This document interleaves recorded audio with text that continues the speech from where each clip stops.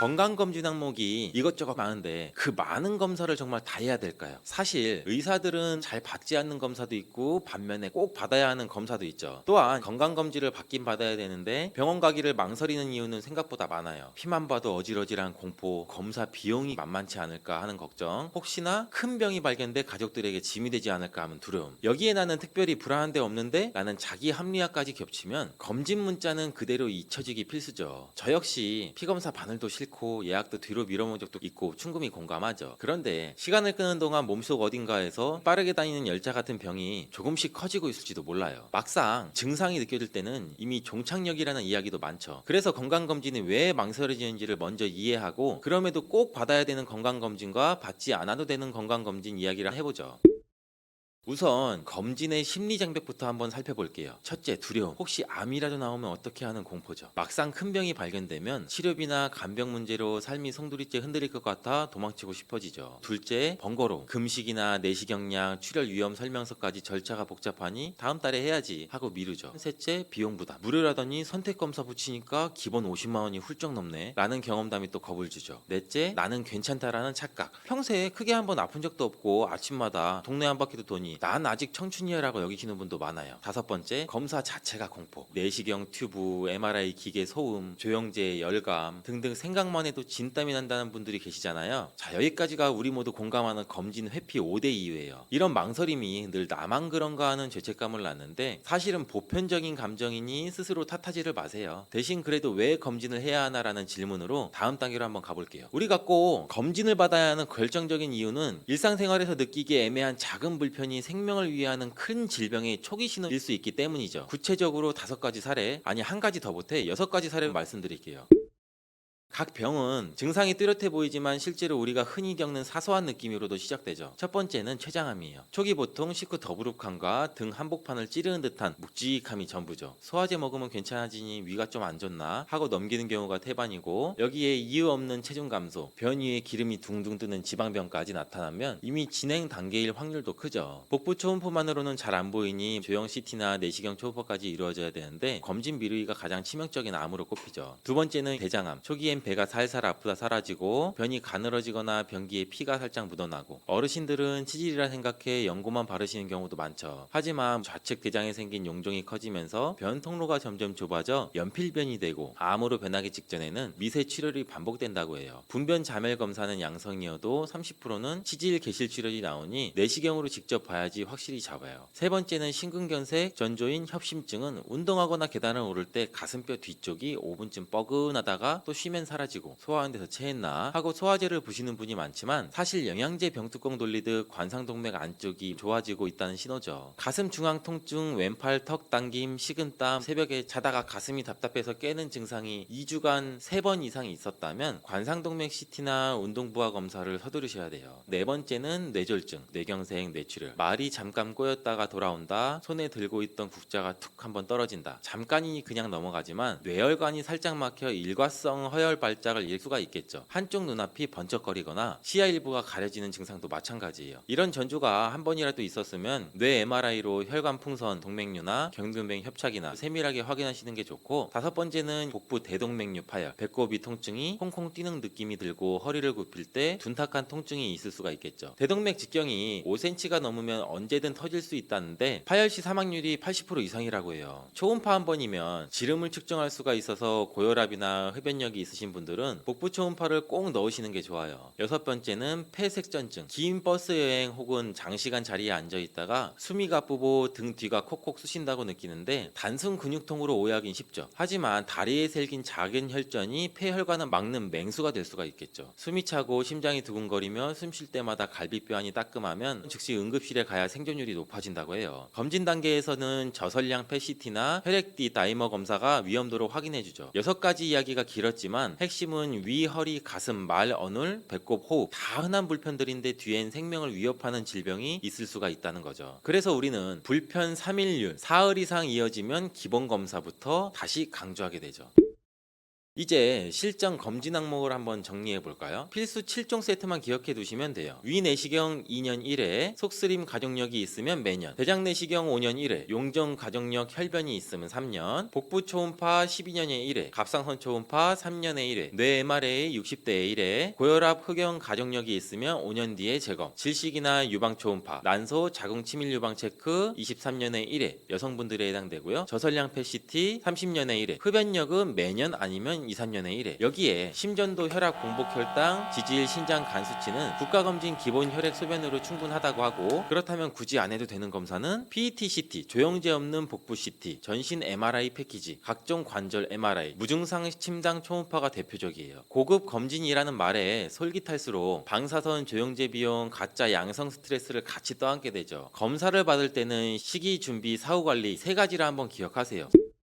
시기는 연말 몰린 기간을 피하고 3월에서 6월 한가한 날로, 준비는 8시간 금식, 카페인 금지, 아침에 혈압약 복용, 사후 관리는 결과지 원본을 챙겨서 집안 파일에 보관하시고 1년 뒤 새 결과와 비교하는 거죠. 영상 CD나 USB도 꼭 받아두시는 게 좋고요. 작년에는 3mm였는데 올해는 5mm네요 같은 간단 비교가 내 운명을 바꿀 수도 있겠죠. 혹시 나는 집안일로 바꾸고 검사비도 부담이야 하시는 분께는 이렇게 말씀드리고 싶어요. 검진을 안 하면 나중에 치료비가 검진비의 10배, 생활 불편은 100배, 가족 고생은 셀 수 없이 늘어난다는 점을요. 저는 암 수술 뒤에 장루 주머니를 24시간 차고 다니면서 검진을 미뤄서 가족이 많이 고생한다며 눈물을 삼키시는 환자분들도, 일기 발견으로 이틀 만에 퇴원해 손주랑 공원 걷는 환자들도 봤고, 두 분의 비용, 시간, 가족 부담은 비교가 안 되죠. 길게 말씀드렸는데 딱 한 줄만 기억하시면 돼요. 3번 이상 반복되는 불편은 반드시 검사로 한번 확인한다. 이 원칙이 여러분과 가족을 개고생 대신 가벼운 조치로 지켜줄 거예요. 지금 휴대폰 달력을 여시고 가장 한가한 주 오전에 국가검진을 예약을 넣어보세요. 혹시 검진이 겁나시거든 오늘 들은 6가지 초기 증상을 떠올리며 내가 먼저 확인해서 가족 걱정을 덜자 하고 마음을 다잡으시길 바래요. 그런데 아직 내 건강은 멀쩡한 걸 하며 망설이시면 건강저축통장이라는 비유를 하나 드려볼게요. 60대는 수명 100세 시대의 중간 결산이에요. 지금 은행에 10만원을 넣어두면 복리로 불어나듯 검진으로 작은 용종 하나를 치워버리면 향후 20년간 수술이나 항암 투병 시간을 통째로 절약해 줄 수가 있겠죠. 반대로 검진 이자를 미루면 숨은 부채가 눈덩이처럼 커져서 어느 날 일시불로 터지죠. 실제 건강보험 심사평가원 자료를 봐도 초기 위암 내시경 절제의 평균 비용은 250만원 이하, 진행 위암 복감경 수술은 1000만원 이상, 전 2단계 항암 치료는 5천만원까지 치솟는다고 해요. 검진은 언제 터질지 모르는 의료비를 선불로 조금씩 상환하는 지혜라고 생각해 주세요.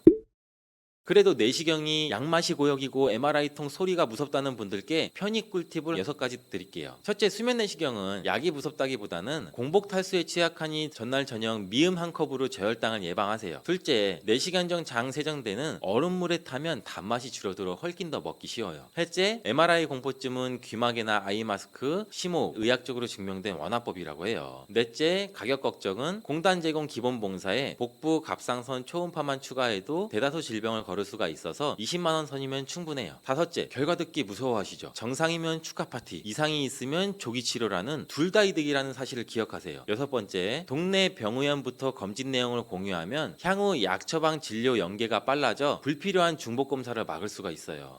보통 여성의 경우에 폐경이 오면서 이제 골밀도가 떨어지고 골다공증이 오게 되는 경우들이 많죠. 이 골다공증을 예방하기 위해서 보통 뭘 드실까요? 그렇죠. 칼슘제를 섭취하게 되고 또 필요한 경우에는 병원에 가서 처방약을 받아서 복용을 하게 되는데요. 깻잎에는 이 칼슘이 굉장히 많이 들어 있습니다. 채소 중에 칼슘의 왕이라는 시금치보다도 무려 7배 정도나 많은 양이 들어 있고요. 우유보다도 2배나 더 많은 칼슘을 가지고 있습니다. 그런데 이 칼슘은 몸의 흡수율이 좀 낮은 특징이 있는데요. 그래서 칼슘 영양제를 복용을 해도 효과가 약한 경우들이 좀 있습니다. 깻잎에 많이 들어있는 성분 중에 그런데 비타민 K가 있는데요. 이 비타민 K는 칼슘의 대사에 관여하는 오스테오칼신이라는 단백질을 활성화시키는 역할을 합니다. 이 오스테오칼신의 역할이 혈관 속에 있는 칼슘이 뼈로 이동하는 것을 도와주기 때문에 조금 더 직접적으로 이 골밀도를 높이는 데 도움을 주게 됩니다. 여러분, 깻잎은 이렇게 드셔야 치매가 예방이 되고 뼈가 튼튼해집니다. 식탁 위에 명약이라는 깻잎, 우리가 고기 쌈 싸 먹을 때도 먹고 깻잎 찜으로도 먹고 그리고 깻잎 장아찌로도 먹고 아주 여러 가지 방법으로 많이들 드시고 계시죠? 이렇게 우리나라에서는 많이 먹는 깻잎인데 외국에서는 아무도 먹지 않는다는 사실 알고 계신가요? 깻잎은 우리나라에서만 먹는 채소랍니다. 그런데 여러분, 이 깻잎에 대해서 얼마나 알고 계실까요? 저희 어머니가 7순이 넘으셨는데 평생 그렇게 깻잎을 많이 드셨지만 깻잎이 얼마나 좋은지는 잘 모르시더라고요. 그래서 오늘 이 깻잎의 8가지 효능과 세척, 그리고 보관법, 그리고 먹는 방법까지 깻잎의 모든 것을 완벽하게 알려드릴게요. 나이가 들면서 기억력도 떨어지고 깜빡깜빡할 때가 많아서 혹시 치매 증상이 아닌가 하고 걱정하시는 분들이 있을 텐데요. 이제 이런 걱정을 줄여드리겠습니다. 바로 깻잎의 첫 번째 효과가 치매 예방이기 때문입니다. 깻잎에는 치매 예방 효과뿐만이 아니라 항산화 작용, 항염증의 효과가 있다고 알려진 로즈마린산 성분이 아주 많이 함유가 되어 있습니다. 이 로즈마린산은 다양한 식물에서 발견되는 생화학적인 화합물인데 1958년 이탈리아 과학자가 허브 식물인 로즈마리에서 처음으로 발견을 해서 로즈마린산이라는 이름을 붙였습니다. 이 로즈마린산은 폴리페놀의 일종으로 깻잎에는 1g당 76mg의 로즈마린산이 들어있어서 로즈마리보다 약 7배나 많은 것으로 알려져 있습니다. 굉장히 많은 양이죠. 이 로즈마린산은 뇌 속에 아세틸콜린이라는 성분이 분해되는 걸 막아주는데요. 이 아세틸콜린의 역할이 바로 뇌 속에서 뇌신경세포 간의 정보를 전달해주며 그래서 우리의 기억력, 인지 능력을 강화시켜주는 기능을 합니다. 치매 환자는 이 아세틸콜린이 쉽게 분해되면서 치매 증상이 약화되는 경우가 있는데요.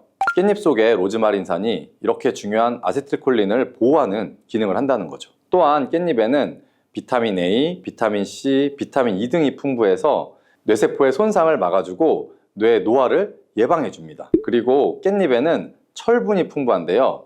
그래서 빈혈 예방에도 효과가 좋고 이는 뇌 산소 공급을 더 원활하게 해주기 때문에 다방면으로 뇌 건강에 도움을 받을 수가 있는 겁니다. 그리고 부가적으로 우리가 치매 예방을 위해서는 이 깻잎 섭취와 함께 규칙적인 운동, 균형 잡힌 식습관, 그리고 스트레스 관리 등이 함께 이루어지면 훨씬 더 좋은 효과를 발휘할 수가 있습니다. 깻잎의 두 번째 효능은 바로 뼈 건강에 도움을 주는 겁니다. 보통 여성의 경우에 폐경이 오면서 이제 골밀도가 떨어지고 골다공증이 오게 되는 경우들이 많죠. 이 골다공증을 예방하기 위해서 보통 뭘 드실까요? 그렇죠. 칼슘제를 섭취하게 되고 또 필요한 경우에는 병원에 가서 처방약을 받아서 복용을 하게 되는데요. 깻잎에는 이 칼슘이 굉장히 많이 들어 있습니다. 채소 중에 칼슘의 왕이라는 시금치보다도 무려 7배 정도나 많은 양이 들어 있고요. 우유보다도 2배나 더 많은 칼슘을 가지고 있습니다. 그런데 이 칼슘은 몸의 흡수율이 좀 낮은 특징이 있는데요. 그래서 칼슘 영양제를 복용을 해도 효과가 약한 경우들이 좀 있습니다. 깻잎에 많이 들어있는 성분 중에 그런데 비타민 K가 있는데요. 이 비타민 K는 칼슘의 대사에 관여하는 오스테오칼신이라는 단백질을 활성화시키는 역할을 합니다. 이 오스테오칼신의 역할이 혈관 속에 있는 칼슘이 뼈로 이동하는 것을 도와주기 때문에 조금 더 직접적으로 이 골밀도를 높이는데 도움을 주게 됩니다. 이렇게 깻잎은 다방면으로 골다공증 예방에도 큰 도움을 주는 것이죠. 정말 놀라운 효과죠? 자, 그리고 깻잎의 세 번째 효능은 바로 항암작용입니다. 깻잎은 강력한 항암작용의 효과가 있습니다. 바로 깻잎에 들어있는 파이토케미컬이라는 성분들 때문인데요. 특히 루테올린, 퀘세틴 같은 성분들은 암세포가 증식 및 전이 되는 것을 억제하고 암세포가 자연스럽게 죽도록 하는 자멸 기전을 유도하는 효과가 있습니다. 또한 항산화, 항염증 효과도 있기 때문에 암세포가 발현되는 것을 초기부터 억제하는 효과가 있는 거고요. 임상 연구에서 특히 이 파이토케미컬들이 위암이랑 유방암에서 직접적으로 암세포의 성장과 증식을 억제하는 효과를 보여주었습니다. 또한 골류감에 있어서도 큰 억제 효과가 있는 것으로 보고가 되었고요. 자, 이렇게 항암 작용이 있는 깻잎 꼭 기억하시고 암 예방에 많은 도움 받으시길 바랍니다. 자, 네 번째 깻잎의 효능은 눈 건강에 도움을 주는 겁니다. 깻잎에는 루테인이 풍부하게 들어있는데요. 요즘에 많이 쓰기 때문에 대부분 다 아는 성분일 텐데요. 루테인은 눈의 망막에 축적이 되는 항산화제로서 자외선에 의해 발생하는 활성산소를 제거해서 눈의 노화를 예방하고 시력을 유지하는 데 반드시 필요하고요. 또한 루테인은 눈의 황반을 구성하는 성분으로 황반 변성이나 백내장 같은 안구 질환을 예방하는 데도 아주 필수적입니다. 또 깻잎에는 이 루테인 말고도 베타카로틴도 풍부한데요. 베타카로틴은 비타민 A의 전구체로 눈의 점막을 보호하고 야맹증을 예방해주며 항산화 작용과 함께 눈의 피로 해소에도 큰 도움이 됩니다. 이렇게 깻잎이 눈의 노화 방지와 기능 유지에 큰 도움을 준다는 점 꼭 기억하시면 좋겠습니다. 자, 다섯 번째 깻잎의 효능은 바로 소화기능 촉진입니다. 깻잎 100g에는 식이섬유가 약 4g 정도가 들어있는데요. 이 풍부한 식이섬유가 장 운동을 촉진해주고 변비를 예방할 뿐만 아니라 소화 기능을 돕는 데 큰 역할을 하게 됩니다. 또한 깻잎의 이런 효과는 음식물을 빨리빨리 움직이게 해서 음식물이 장에서 오래 머물지 않게 해주는데요. 음식물이 장에 오래 머물게 되면 들어보신 적이 있을 수도 있는데요. 담적병이라는 것이 생길 수가 있습니다. 바로 담적, 독소가 생기면서 전반적인 소화장애, 그다음에 팽만감, 복통 등이 유발이 되고 위장관의 순환을 저해하게 되는데요. 깻잎의 식이섬유들이 이 담적병을 예방하는 데도 도움을 줄 수가 있는 겁니다. 자, 여섯 번째 깻잎의 효능은 강력한 항균 기능입니다. 여러분, 깻잎에는 그 특유의 향이 있죠. 이 특유의 향을 내는 것이 페릴알데하이드, 페릴케톤 등의 성분 때문인데요. 이 성분들이 바로 세균과 바이러스를 억제하는 항균 작용을 하게 됩니다. 또한 깻잎에 많이 함유된 로즈마리산도 강력한 항균 작용을 하는데요. 이를 통해 다양한 감염을 예방하는 효과를 가지고 있어서 몸의 건강을 유지할 수가 있습니다. 자, 이제 마지막으로 깻잎의 효능은 면역력 강화와 조절입니다. 대표적인 항산화 물질인 베타카로틴이 깻잎에 풍부하기 때문에 면역력을 높여줄 수가 있고요. 또한 깻잎에는 비타민 A, 비타민 C도 풍부한데요. 이 비타민들은 백혈구의 활성화를 도와줍니다. 그리고 앞에서 얘기했던 루테올린과 이 퀘세틴 성분은 염증 매개체의 분비와 몸에서 히스타민이 방출되는 것을 억제해 줄 수가 있기 때문에 면역계가 과활성화되면서 나타나는 콧물, 재채기, 그리고 피부의 가려움 등의 이런 알러지 증상을 완화시킬 수가 있습니다. 자, 이렇게 좋은 효능이 많은 깻잎인데요. 깻잎도 드실 때 주의하셔야 할 분들이 있습니다. 깻잎에는 다른 좋은 성분들과 함께 칼륨 또한 함유량이 높기 때문인데요. 그래서 신장이 약하신 분들이 이 깻잎을 많이 드시면 신장에 무리를 줄 수가 있기 때문에 과잉 섭취는 피하시기 바랍니다. 그리고 비타민 K가 풍부하다고 했죠. 바로 이 비타민 K는 혈액을 응고시키는 효과가 있습니다. 그래서 처방약으로 혈전 영해제를 복용하시는 분들이 이 깻잎을 많이 드시게 되면 약의 효과가 약간 떨어질 수가 있습니다. 일상적으로 가볍게 드시는 정도는 크게 무리가 없고 상관이 없지만 과량 드시는 거는 피하시는 것이 좋습니다. 깻잎은 또 하나의 주의사항이 있는데요. 그건 바로 잔류 농약입니다. 국립농산물품질관리원에서 조사를 한 적이 있는데요. 잔류 농약 수치가 깻잎, 상추, 부추 순으로 깻잎이 가장 많게 나왔습니다. 자, 그 이유가 있는데요. 깻잎 뒷면에 보시면 어떻죠? 까칠까칠한 잔털 같은 것들이 많이 있죠. 이 잔털 때문에 농약뿐만이 아니라 다른 이물질, 벌레 알 이런 것들이 잘 달라붙어 있습니다. 그래서 깻잎은 세척이 아주 중요한데요. 자, 세척하는 방법도 알려드릴게요. 깻잎은 흐르는 물에만 그냥 씻으면 절대 안 되고요. 깻잎의 상한 부분이나 검게 변한 꼭지 부분은 반드시 잘라주시고 물에 푹 담가주시는 게 좋습니다. 그리고 여기에 식초를 조금 넣고요. 한 5분 정도 기다려주세요. 그리고 그 후에 깻잎을 한 장씩 떼어내서 흐르는 물에다가 앞뒷면을 잘 씻어주시면 됩니다. 세척이 어렵진 않습니다. 그렇죠? 깻잎은 또한 금방 검게 변하게 돼서 보관하기가 약간 어려운 채소 중에 하나인데요. 그 보관법도 바로 알려드릴게요. 깻잎은 낮은 온도에 약하고 보관할 때 수분이 없으면 금방 시들어 버립니다. 그래서 우리가 이걸 오래 보관할 수 있는 방법은 일단 깨끗이 씻은 깻잎의 물기를 너무 탈탈 털지 마시고요. 혹시 탈탈 터셨으면 지퍼백 안에다가 물을 약간만 넣어주시면 됩니다. 그렇게 해서 깻잎의 꼭지를 아래로 향하게끔 밑으로 넣어주시고요. 그러면 아래쪽에 고인물에 이 깻잎의 꼭지가 살짝 잠기기 때문에 물을 흡수하게 돼서 금방 시들지 않을 수가 있습니다. 그리고 냉장고에 문짝에 세워서 보관을 해주시면 되는데 냉장고의 안쪽은 온도가 상대적으로 낮기 때문에 안쪽보다는 바깥쪽 문에 보관하시는 것이 깻잎을 조금 더 오래 보관하실 수가 있습니다. 자, 그리고 깻잎은 먹는 방법이 중요한데요. 깻잎을 생으로 먹을 때도 좋지만 찜으로 먹을 때 영양소 흡수를 더 많이 할 수가 있습니다. 자, 간단하면서도 맛도 좋고 영양도 좋은 깻잎찜 만드는 방법을 바로 알려드릴게요. 우선 잘 씻은 이제 깻잎을 준비하시고요. 그리고 양념장을 만들어야 됩니다. 양념장에는 고춧가루 1스푼, 또 간장 1스푼, 그리고 물을 한 5스푼 정도를 넣어 주시는데요. 여기에 다시마 육수가 있으면 더 좋습니다. 그리고 설탕 1스푼, 매실청 1스푼, 그리고 들기름을 2스푼 정도 넣어 주시고요. 양파 반 개 정도를 잘 다진 다음에 양념장에 넣어 주시고 잘 섞어 주세요. 들기름을 사용하게 되면 향도 좋을 뿐 아니라 들기름에는 항염증에 효과가 좋은 감마리놀렌산이 풍부하기 때문에 아토피나 피부 건조증이 있으신 분들은 도움을 받으실 수가 있고요. 그리고 깻잎과 들기름을 같이 조리하면 깻잎의 풍부한 항산화 성분인 베타카로틴의 흡수율을 올려주는 효과도 있습니다. 자, 오늘 알려드릴 이 깻잎찜은 불을 사용하지 않고 전자레인지를 이용할 건데요. 전자레인지 용기에다가 깻잎을 넣고 양념장을 잘 묻혀주시면 됩니다. 또 깻잎을 넣고 양념장을 묻혀주시고 이렇게 겹겹이 깻잎을 잘 넣어주신 다음에 랩으로 덮어주시고 숨 구멍을 몇 개 퐁퐁 뚫어주세요. 그리고 전자레인지에 놓고 한 2분 정도 돌려주시면 끝입니다. 어때요? 정말 간단하죠? 자, 두 번째 깻잎을 먹는 방법은 바로 깻잎 두부 계란전입니다. 아마 드셔보신 분도 있을 텐데요. 먼저 잘 씻은 깻잎을 채를 썰어 주시고요.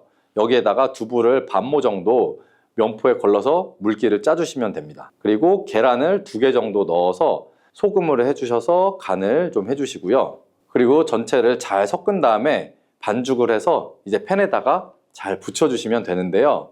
이렇게 같이 먹는 이유가 있습니다. 그 첫 번째는 깻잎을 계란과 함께 먹으면 치매 예방 효과를 극대화시킬 수가 있기 때문이에요. 깻잎에 로즈마린산이 아세틸콜린이 분해되는 것을 막아준다고 했었죠, 앞에서. 계란 노른자 속에 풍부한 콜린이 바로 이 아세틸콜린의 양을 증가시켜서 인지 능력 저하나 기억력 개선을 도와줄 수가 있기 때문이에요. 그리고 두 번째로 두부에는 비타민 D의 함량이 아주 풍부하기 때문인데요. 두부 100g에는 우리가 하루에 섭취해야 되는 비타민 D의 양의 약 40배나 많은 비타민 D가 들어있다고 하네요. 그래서 깻잎에 풍부한 칼슘이 이 두부의 비타민 D와 만나서 흡수율이 극대화되는 것입니다. 이렇게 깻잎을 계란, 두부와 함께 복용하시면 치매 예방과 골다공증 예방에 아주 좋은 음식이 되는 겁니다. 간단하고 영양이 풍부한 깻잎 두부 계란전 꼭 한번 해드셔보세요. 호두와 같은 견과류는 지방이 많아서 산패가 쉽게 일어날 수가 있는데 호두에 포함된 불포화 지방산은 산화가 되기 쉬워요. 산화가 진행되면 지방의 구조가 변형이 되고 산화된 지방은 우리 몸에 염증을 일으키고 혈관에 손상도 줄 수 있는 그런 물질이죠. 이뿐 아니라 또 심혈관 질환까지 유발할 위험도 가지고 있고 호두가 산패되면 아크릴아마이드라고 하는 유해 물질이 생성될 수 있는데 이 물질은 발암 물질이죠. 이렇게 산패된 호두를 장기적으로 섭취할 때는 암에 대한 위험성도 증가시킬 수가 있어요. 그럼 산패돼서 변질이 일어난 호두는 어떻게 알 수 있을까요?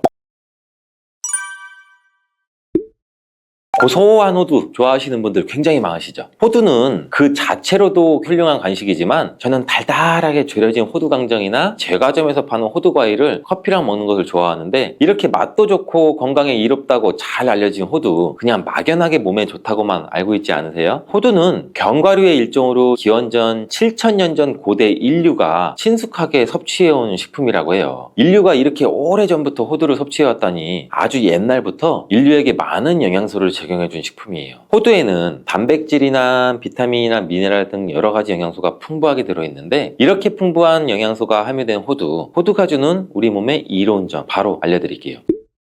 첫 번째 호두의 놀라운 효과는 바로 노화 방지예요. 호두에는 폴리페놀과 비타민 E 같은 강력한 항산화 물질이 풍부하게 들어있고 항산화 물질은 우리 몸의 유해산소를 제거하고 세포 손상을 방지하는 역할을 해주죠. 특히 노화 방지와 관련이 깊은 성분으로 이 피부 건강을 유지하고 노화 과정을 늦추는 데 도움이 될 수가 있겠죠. 또 면역력 향상에도 도움을 주고 감기나 질병에 대한 저항력을 키워주는데 자유라디칼은 우리 몸의 세포를 손상시켜서 노화와 관련된 여러 질병을 일으킬 수가 있어요. 호두에 함유된 항산화 물질은 자유 라디칼로부터 세포를 보호해요. 세포의 노화를 늦추는데 중요한 역할을 해준다는 거죠. 또 호두에 풍부한 오메가3 지방산은 피부 건강에도 많은 도움이 되는데 피부 탄력을 유지하고 피부에 수분을 보충해 주는 데에도 꼭 필요한 성분이죠. 특히 피부가 노화되면서 생길 수 있는 주름과 피부 처짐을 예방하는 데도 매우 도움을 줄 수가 있죠. 두 번째 호두의 놀라운 효능은 바로 뇌 건강 유지예요. 호두의 외형이 뇌를 닮아 예로부터 머리가 좋아져 잘 알려져 있는데 외형만 닮았다고 뇌에 좋다는 것이 아닌 건 다들 알고 계시죠. 호두에는 오메가3 지방산이 풍부하게 들어있는데 오메가3는 주로 생선에서 많이 발견되는 성분이잖아요. 호두에도 그만큼 많은 양이 들어있어요. 해외 알츠하이머 저널에서는 호두가 산화 스트레스와 염증을 줄여주므로 알츠하이머 발병과 진행을 늦추거나 위험을 줄여준다는 연구 결과도 발표했는데 호두에는 이 오메가3 지방산인 알파리놀렌산이 풍부하고 이 성분은 뇌세포를 보호하고 인지 기능을 향상시키는 데 중요한 역할을 해주고 뇌 기능을 활성화시켜 치매와 같은 뇌질환을 예방하는 데 도움을 줄 수 있다는 거예요. 뇌 기능이 저하되지 않도록 돕는 호두는 노화로 인한 인지 저하를 늦추는 데도 굉장히 중요하고 호두에 들어있는 비타민 E 또한 풍부해서 뇌의 노화 방지에도 도움을 줄 수가 있죠. 비타민 E는 강력한 항산화 작용을 통해서 뇌세포를 보호하고 기억력과 인지 기능을 개선하는 데 도움을 주고 산화 스트레스로부터 뇌를 지켜줘요. 알츠하이머와 같은 치매를 예방하는 데 중요한 역할을 한다는 사실, 뇌 건강을 위해서는 이제부터 호두를 꼭 드시는 게 좋겠죠. 세 번째 호두의 효능은 바로 뼈 건강에 도움을 준다는 거예요. 호두가 뼈에 좋다는 사실 알고 계시나요? 좋은 영양소가 많이 들어있다는 것은 알아도 뼈에 좋다는 건 생소하신 분들이 있으신데 호두가 뼈 건강에 미치는 좋은 작용들 바로 알려드릴게요. 호두는 칼슘뿐 아니라 다른 중요한 성분들도 함유하고 있어서 뼈를 튼튼하게 만드는데 아주 효과적인 식품이에요. 호두는 칼슘과 마그네슘이 균형 있게 들어있는데 칼슘은 뼈를 구성하는 중요한 성분이지만 마그네슘 역시 뼈 건강에 필수적인 역할을 하죠. 마그네슘은 칼슘의 흡수를 돕고 뼈의 밀도를 유지하는 데 중요한 역할을 하죠. 이 두 성분이 적절히 균형을 이루면 뼈의 강도를 높이고 골다공증과 같은 질환을 예방할 수가 있는데 호두에 들어있는 오메가3 지방산은 뼈 건강에 직접적인 영향을 미치는 중요한 성분 중에 하나예요. 연구에 따르면 오메가3 지방산은 뼈의 형성을 촉진하고 뼈의 밀도를 높이는 데도 도움을 줄 수 있다고 해요. 이뿐 아니라 오메가3는 이세염증을 줄여주는 효과도 갖고 있고 관절염과 같은 염증성 질환에 걸리기 쉬운 사람들에도 굉장히 유익한 영향을 줄 수가 있어요. 호두의 놀라운 효능 네 번째는 바로 암 예방 효과예요. 호두는 항산화 작용과 항염증 작용 덕분에 암 예방 효과에도 효과적이라고 알려져 있는데 2022년 국제학술지에 실린 연구 자료를 보면 호두나 아마씨에 함유되어 있는 알파리놀렌산을 꾸준히 섭취하면 그렇지 않은 사람들과 비교해 심혈관 질환 위험률이 약 10% 정도 감소되고 관상동맥 심장질환 위험률은 20%나 줄어들었다고 해요. 그뿐 아니라 호두에는 이 폴리페놀과 엘라그산이 풍부하게 들어있는데 특히 이 엘라그산은 항암 성분으로 굉장히 유명해요. 엘라그산은 체내에서 엘라그산 대사물질로 변환돼서 암세포의 성장을 억제하는 데 도움을 주고 폴리페놀은 암세포의 확산을 막아주는 역할을 해주죠. 호두는 이뿐만 아니라 오메가3 지방산을 많이 함유하고 있는데 오메가3 지방산은 염증을 줄이는 효과가 있죠. 암은 염증성 질환과 관련이 깊은데 호두가 가진 염증 완화 효과는 암 치료에 있어서 중요한 보조 역할을 해줄 수 있다는 것도 알고 계시나요? 호두에 포함된 비타민 E와 셀레늄 등의 성분은 면역력을 증진시키는 데 도움을 주는데 암 환자에게는 면역력이 굉장히 중요해요. 호두는 면역 시스템을 강화시켜줘서 우리 몸의 방어막을 형성하는 데 큰 역할을 할 수가 있겠죠. 호두의 효능 정말 놀랍죠. 이렇게 몸에 좋고 맛도 좋은 호두, 이것들과 먹으면 효과가 배가 되는데 호두와 궁합이 굉장히 좋은 식품들을 바로 알려드릴게요. 첫 번째는 요거트예요. 요즘 들어 그릭 요거트나 프로바이오틱스 같은 단어들 접해보셨잖아요. 요거트에는 단백질, 칼슘, 프로바이오틱스 등의 영양소가 풍부하게 함유되어 있는데 호두에는 건강한 지방, 단백질, 식이섬유, 비타민, 미네랄 등등이 풍부하죠. 두 가지를 함께 섭취하면 영양소 조합을 통해서 다양한 영양소를 한 번에 섭취할 수 있어요. 요거트에 함유된 프로바이오틱스는 우리 장내 유익한 세균을 증식시키고 장 건강을 촉진하는 데도 도움을 줄 수가 있겠죠. 또 호두의 지방은 프로바이오틱스의 효능을 더욱 향상시켜 장 건강에 도움을 주고 오메가3의 지방산과 같은 건강한 지방산을 요거트와 함께 섭취하면 호두의 지방이 소화와 흡수를 도와서 영양소의 흡수를 향상시킬 수 있다는 것도 꼭 잊지 말아주세요. 그리고 영양분뿐만 아니라 호두의 고소와 크리미한 식감과 요거트의 부드럽고 상큼한 맛은 잘 어울려요. 함께 섭취하시면 맛과 식감의 조화를 즐길 수가 있죠. 그러니 이제부터 요거트를 드실 때 호두와 함께 드시는 것도 추천드릴게요. 두 번째 호두와 환상의 궁합의 음식은 바로 바나나예요. 바나나는 호두와 함께 섭취하면 영양소의 균형을 맞출 수 있다는 사실 알고 계신가요? 바나나는 탄수화물과 천연당과 풍부한 식이섬유를 함유하고 있다고 잘 알려져 있는데, 뿐만 아니라 바나나의 당은 호두 대비 신체에 더 빠르게 에너지를 공급해 준다고 해요. 호두에는 건강한 지방과 단백질이 풍부하게 함유가 되어 있다는 거 이제 잘 알고 계시잖아요. 이 성분들은 신체 에너지를 지속적으로 유지하는 데 도움을 줘요. 그래서 바나나와 호두 이 두 가지를 함께 섭취하면 서로 보완적인 영양소를 한 번에 섭취할 수 있고, 영양소의 흡수 또한 더 쉽고 오랫동안 지속이 되도록 도와준다는 거죠. 영양뿐 아니라 호두의 식감과 바나나의 부드럽고 달콤한 맛은 잘 어우러지는데, 함께 갈아서 스무디로 한번 섭취해보세요. 달달한 바나나의 맛과 호두의 고소한 향이 의외로 조화로워서 맛과 식감, 영양소까지 한 번에 즐길 수가 있어요. 이렇게 고소하고 맛도 좋고 몸에도 정말 좋은 호두, 그렇다고 해서 너무 과하게 섭취해도 안 좋다는 사실. 호두는 건강에 매우 좋은 식품이지만 모든 식품들이 그러하듯이 호두도 적정량을 섭취해야 되는데, 과연 하루에 얼마나 먹어야 되는지, 몸에 좋은 호두를 잘못된 방법으로 섭취하면 몸에 치명적인 독이 될 수 있다는 사실. 호두 섭취 시 주의할 점을 제가 바로 알려드릴게요. 호두를 섭취할 때 유의할 점, 첫 번째는 알러지 반응이에요. 호두는 견과류 중 알러지를 유발시킬 수 있는 식품인데, 일부 사람들에게 알러지 반응을 일으킬 수가 있대요. 호두 알러지가 있는 경우 호두를 섭취했을 때는 입술이나 혀, 또 얼굴이 부풀거나 호흡곤란을 겪을 수가 있는데, 이는 개개인의 신체 증상에 따라서 매우 위험할 수도 있고 다르죠. 경우에 따라서는 굉장히 심할 수도 있고, 이런 증상이 발생되면 즉시 호두 섭취를 중단하고 필요시 의사와 상담해야 되고, 호두 섭취 시 주의할 점 두 번째는 과도한 섭취예요. 이 호두는 100g당 약 650칼로리로 매우 고칼로리 음식이에요. 하루 섭취량을 과도하게 초과하면 오히려 체중 증가를 유발할 수가 있는데, 호두에는 지방이 많이 함유되어 있지만 대부분 불포화 지방이라 건강에 유익하다고 알고 있겠죠. 근데 칼로리가 높기 때문에 적정량을 섭취하는 것이 중요해요. 하루에 약 2-30g 정도, 이건 약 5알에서 7알 정도인데 쪽으로 봤을 때는 10개에서 15쪽 정도 돼요. 호두를 섭취할 때는 꼭 기억해 주세요. 호두 섭취 시 유의할 점 세 번째는 변질이 일어난 호두 섭취죠. 호두와 같은 견과류는 지방이 많아서 산패가 쉽게 일어날 수가 있는데, 호두에 포함된 불포화 지방산은 산화가 되기 쉬워요. 산화가 진행되면 지방의 구조가 변형이 되고, 산화된 지방은 우리 몸에 염증을 일으키고 혈관에 손상도 줄 수 있는 그런 물질이죠. 이뿐 아니라 또 심혈관 질환까지 유발할 위험도 가지고 있고, 호두가 산패되면 아크릴 아마이드라고 하는 유해 물질이 생성될 수 있는데, 이 물질은 발암 물질이죠. 이렇게 산패된 호두를 장기적으로 섭취할 때는 암에 대한 위험성도 증가시킬 수가 있어요. 그럼 산패돼서 변질이 일어난 호두는 어떻게 알 수 있을까요?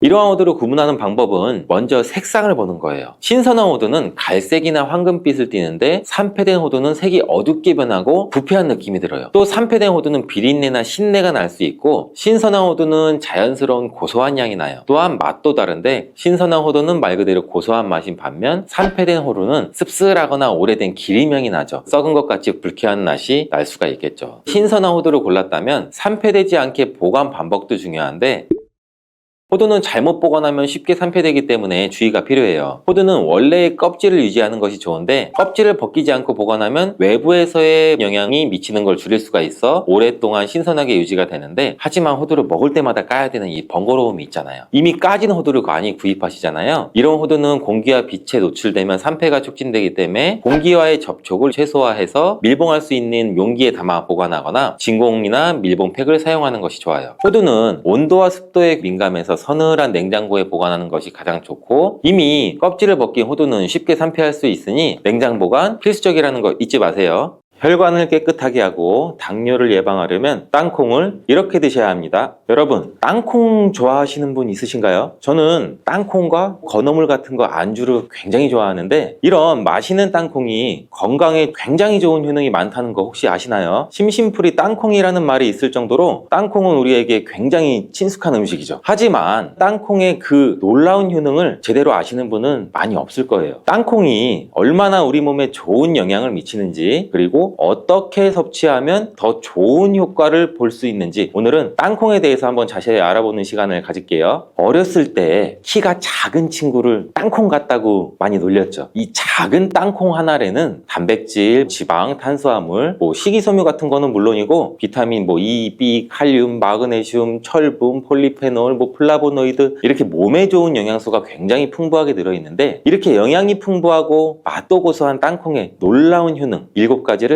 제가 지금 바로 소개해 드릴게요.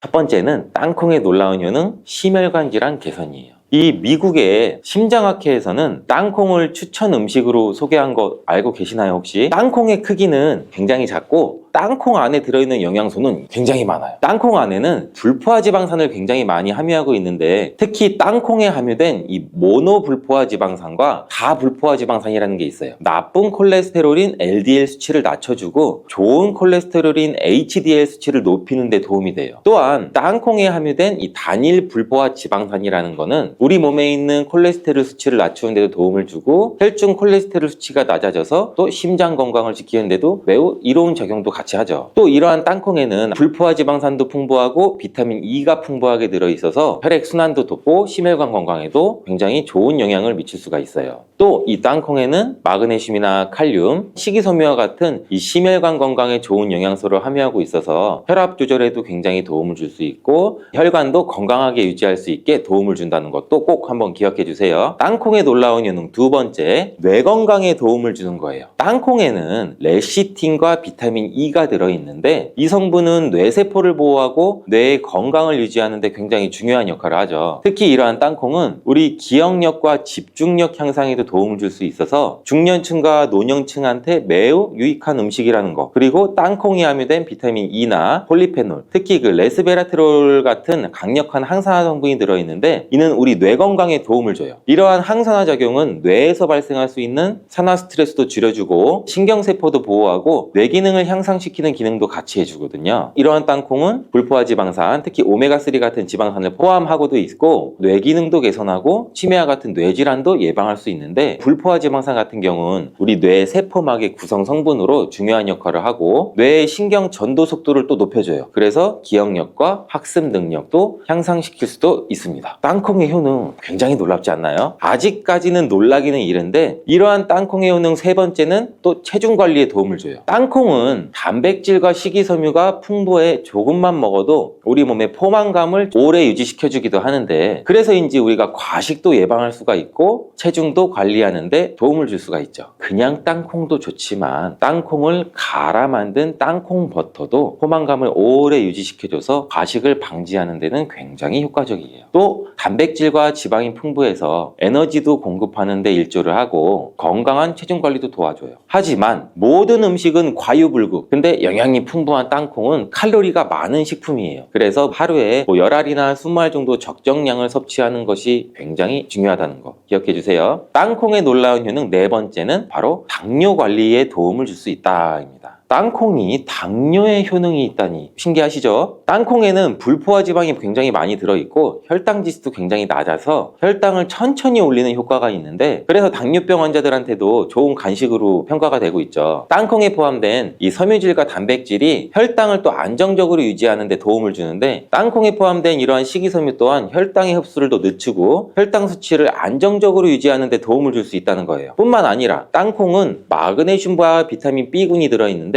인슐린 감수성을 향상시키는 데 굉장히 또 큰 도움을 줄 수가 있어요. 이로 인해서 땅콩은 당뇨병 예방이나 혈당 관리에 탁월한 식품으로도 굉장히 많이 평가가 되고 있죠. 아직 안 끝났어요. 땅콩의 효능 다섯 번째, 피부 건강에도 도움을 주는 거예요. 땅콩에 들어있는 이 비타민 E와 항산화 물질들이 피부를 건강하게 유지하는 데 또 좋은 영향을 줄 수가 있는데 땅콩에 들어있는 비타민 E는 피부 세포를 유해한 자유 라디칼로부터 보호하고 피부 노화를 지연시키는 데도 굉장히 중요한 영향을 줘요. 이 성분은 피부의 탄력을 유지하고 주름을 예방하는 데도 굉장히 효과적이고 피부의 노화도 방지해주고 염증도 줄여줘요. 또 우리 피부를 매끄럽고 촉촉하게 만들어주기도 하죠. 그래서 이 땅콩은 굉장히 아름다운 피부를 위한 좋은 식품이기도 하죠. 땅콩에 포함된 불포화 지방산, 특히 올레산과 리놀렌산은 피부의 수분 유지를 도와서 이 밸런스를 유지를 시켜줘요. 그래서 피부가 건조해지지 않도록 하고 염증도 줄여주고 트러블도 완화하는 데 굉장히 큰 도움을 줄 수가 있죠. 뿐만 아니라 땅콩에는 아연도 포함되어 있어요. 피부 상처 치유도 돕고 여드름과 같은 피부 쪽은 피부 문제를 개선하는데 굉장히 또 놀라운 효능이 있는 성분들도 들어있습니다. 땅콩의 효능 여섯 번째, 소화 건강에도 도움을 줄 수가 있어요. 땅콩에는 이 식이섬유가 풍부해서 소화 시스템에 좋은 영향을 주는데 식이섬유는 장의 움직임을 촉진시키죠. 변비도 예방해 줄 수 있고 장내에 유익한 미생물의 활동을 도와서 장 건강에 매우 좋은 환경을 만들어줘요. 또한 땅콩에 포함된 불용성 섬유는 특히 장을 자극해서 배변을 원활하게 하고 장의 건강을 유지하는 데 중요한 역할을 하는데, 이 섬유는 장에서 물을 흡수해서 변을 또 부드럽게 만들어주기도 하죠. 땅콩의 놀라운 효능 7번째, 좋은 단백질과 건강한 지방 섭취에 굉장히 좋은 공급원이에요. 땅콩을 고기나 다른 동물성 단백질에 비해 지방이 적어요. 또 채식주의자나 비건이 단백질을 섭취할 때 유용한 대체식품이 될 수 있는데, 100g 정도의 땅콩은 약 25g에서 30g 정도의 단백질을 함유하고 있다는 거 아세요? 우리가 흔히 좋은 단백질 공급 식품이라고 생각하는 닭가슴살 단백질의 함량이 100g당 30에서 35g인 거를 생각해보면 단백질 함량은 닭가슴살에 비해 살짝 낮지만 대신 건강한 불포화 지방과 다른 다양한 영양소도 다량 함유되어 있어 단백질을 섭취하기에 충분히 좋은 식품이에요. 이렇게 건강에 놀라운 효능이 있는 땅콩, 그냥 아무렇게나 드시면 땅콩의 효능을 100% 섭취할 수 없다는 거 아세요? 보통 땅콩을 어떻게 조리해서 드시나요? 구워서, 볶아서, 삶아서? 모두 좋아하는 방법이 다르실 텐데 생땅콩을 먹는 것이 가장 좋다라고 들으신 분들도 있으실 거예요. 과연 땅콩을 가공하지 않고 생으로 먹는 것이 가장 좋은 방법일까요? 정답은 아니에요. 생땅콩에는 독성이 있을 수 있는 물질인 아플라톡신이라는 게 포함이 될 수가 있어요. 이를 피하기 위해서는 반드시 충분히 익혀서 먹어야 되는데, 볶거나 구운 땅콩은 이 아플라톡신을 제거할 수 있어 안전하게 섭취할 수 있지만 그보다는 땅콩을 삶아서 먹는 것이 더 건강에 좋다는 거 제가 지금 알려드릴게요. 땅콩을 삶았을 때는 더욱 건강에 좋은 이유가 몇 가지가 있는데, 첫 번째는 삶은 땅콩은 볶은 땅콩에 비해서 항산화 성분이 더 많아요. 볶을 때 일부 항산화 성분이 파괴될 수도 있고, 또 땅콩의 껍질에는 이 폴리페놀과 레스베라트롤 같은 이 항산화 성분이 풍부하게 함유되어 있기 때문에 땅콩을 볶은 뒤 버리는 껍질은 이런 몸에 유익한 성분들을 적게 섭취할 수밖에 없겠죠. 또 두 번째는 삶은 땅콩은 과일산이 더 적어요. 그리고 식이섬유도 풍부한데 이로 인해 소화가 용이할 수가 있어요. 세 번째는 삶은 땅콩은 아크릴아마이드라고 하는 발암물질도 덜 생성이 돼요. 아크릴아마이드는 고온에서 볶을 때 발생할 수 있는데 삶는 과정에서는 이 유해 물질이 생성되지 않아요. 이제는 건강을 위해서는 땅콩을 삶아 드셔야 된다는 거 아시겠죠? 하지만 땅콩을 섭취하기 번거롭거나 조금 더 쉽게 섭취하고 싶으신 분도 있을 거예요. 이런 분들은 땅콩 버터를 드시면 돼요. 땅콩 버터를 땅콩에 버터를 넣어가지고서 비비는 거 아니야, 뭐 이런 식으로 생각을 했는데 그게 아니고, 땅콩을 계속해서 갈게 되면 크림과 같은 형태로 변하게 돼요. 근데 이게 마치 버터처럼 부드러워서 땅콩 버터라고 부르는 거죠. 땅콩 버터는 땅콩의 영양소를 그대로 담고 있어서 섭취할 때 매우 편리한데, 가공된 땅콩 버터에는 설탕이나 염분이 추가될 수가 있어요. 첨가물이 없는 순수한 땅콩 버터를 선택하는 게 좋겠죠. 땅콩 버터는 샐러드 드레싱에 넣거나 뭐 통밀빵 같은 데 발라 먹으면 더욱 건강하고 맛있게 섭취할 수가 있겠죠. 맛도 좋고 건강에도 좋은 이러한 땅콩, 이렇게 좋은 땅콩도 섭취할 때 주의할 점이 있다는 거 알고 계시죠? 제가 지금 말씀드릴게요.